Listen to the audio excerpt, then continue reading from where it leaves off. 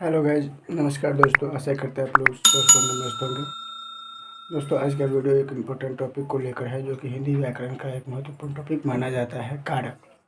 और दोस्तों, इसका उपयोग संस्कृत में भी होता है।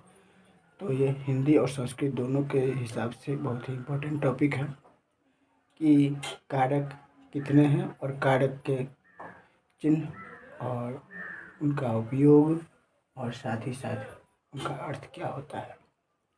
तो चलिए देखते हैं।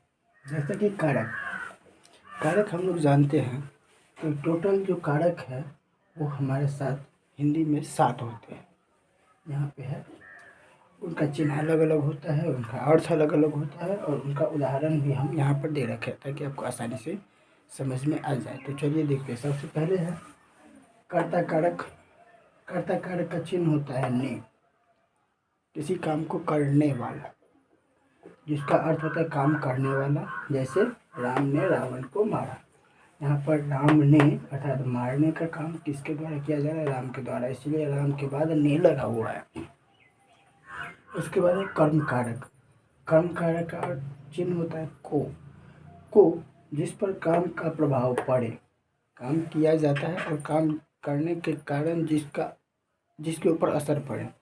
जैसे माँ बच्चे को सुला रही है, यहाँ पर सुलाने का काम किया तो जा रहा है माँ के द्वारा, लेकिन सो कौन रहा है? तो बच्चा।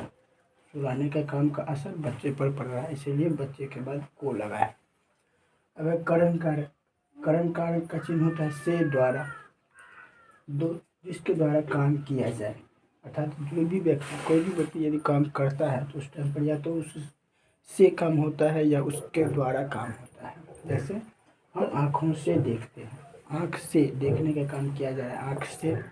या फिर वह राम मोहन के द्वारा पीटा गया, यहाँ पर पीटा गया है, ये अलग उदाहरण है। राम मोहन के द्वारा पीटा गया, अर्थात राम को पीटा गया मोहन के द्वारा। पीटने का काम मोहन ने किया, इसलिए मोहन के द्वारा।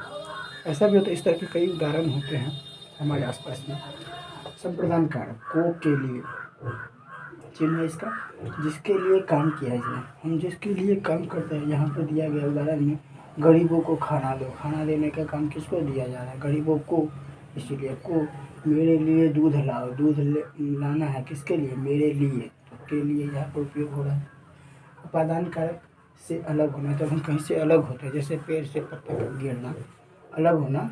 पेड़ से पत्ता गिरता है, हम बाज़ार से घर आते हैं, या फिर हम घर से बाज़ार जाते हैं, या हम विद्यार्थी विद्यालय से आ रहे हैं, ये सब से अलग होता है। तो जैसे हिमालय से गंगा निकलती है, गंगा नदी निकल रही है वहाँ से, यानी अलग हो रही है गंगा नदी हिमालय से, इसीलिए बनती है वहाँ से। संबंध कारक काके की, जब कोई दो वाक्यों या वाक्यांशों को संबंध में जोड़ता है, या कोई दो कर्ता को जोड़ता है, या किसी भी दो संज्ञा को जोड़ता हो, संबंध बताना।